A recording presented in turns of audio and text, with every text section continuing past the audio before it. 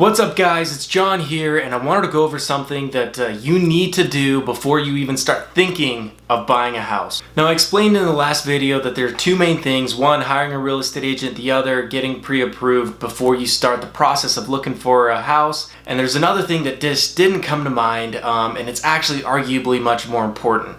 Alright, so what is it? Now, before you go ahead and start calling a bunch of real estate agents and calling a bunch of lenders, trying to get pre-approved and all that stuff and stressing yourself out, you really got to start working on yourself, and more specifically, you have to start working on your credit. Now, I know some of you had a chill go down your spine when I mentioned the word credit, and I bet quite a few people watching this video don't even know what their credit score is. Pro tip: if you haven't already downloaded Credit Karma, or if you don't know what Credit Karma is, it's an app on your phone. Super easy, it's free to get, and what it allows you to do is track your credit in real time. You can go and see if you have anything in collections, and you can go and see your total credit card balances, no matter how many credit cards or lines of credit you have. I get it. It can be scary opening that closet and finding that nasty debt monster in there that you've been sweeping under the rug for years or months, whatever it is. And I know you just have to have those $200 pair of Buckle jeans. You don't get paid until next Friday. They look so good, and then Buckle's having this promotion to where if you sign up for their store credit card, you're going to get $10 off those $200 pair of jeans, and it's just such an awesome deal. And all I have to do is pay $25 a month. I'm gonna do it.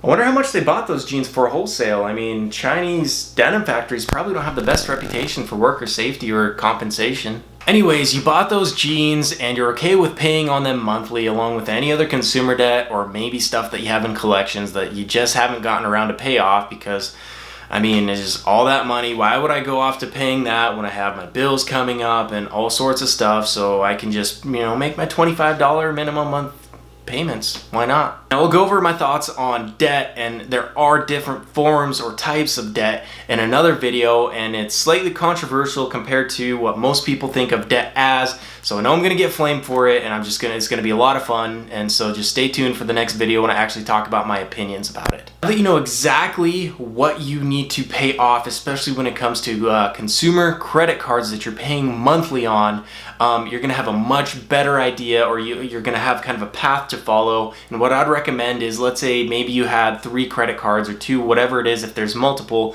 get the smallest one paid down first, and then move on to the biggest one or the second biggest one after that, and then the third biggest one after that, and wipe those out.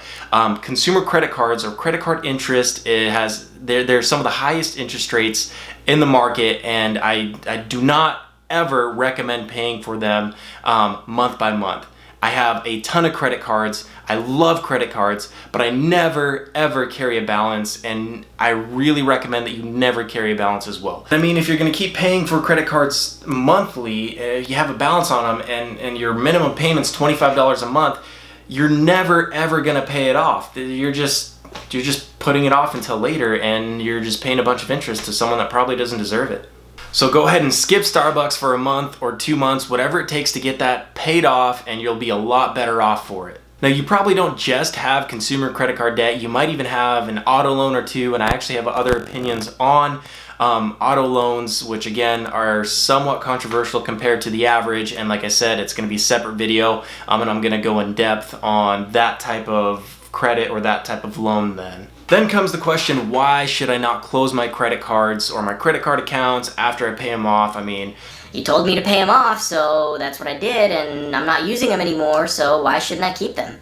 Well, I'll tell you why you should keep your credit cards or your lines of credit open, and if they are at a 0 annual fee to maintain those credit cards, there's no reason at all that you should close those accounts. In fact, it's actually going to damage your credit score if you do close those accounts. One, your average age is going to go way down if you have, let's say, 1 or 2 cards that you had open for a year or a couple of years, and you just close those. It's going to look like it's just not going to look good. Also, another thing that I'd recommend, instead of using your debit card if you have a standard consumer credit card, and I'll actually go over some fantastic beginner credit cards, and I'll go over some stuff that's going to help you, if you don't have any credit whatsoever, on how to get some credit and start building it, because again, I think it's so important, and nobody's taught really any of this, especially, I mean, if you're graduating from college or even high school. So back to what you should do with the credit cards that you still have available after you've paid them off. I really recommend that you put maybe $20 to $50 a month on it, whether it's gas, something that you know you can pay off every single month.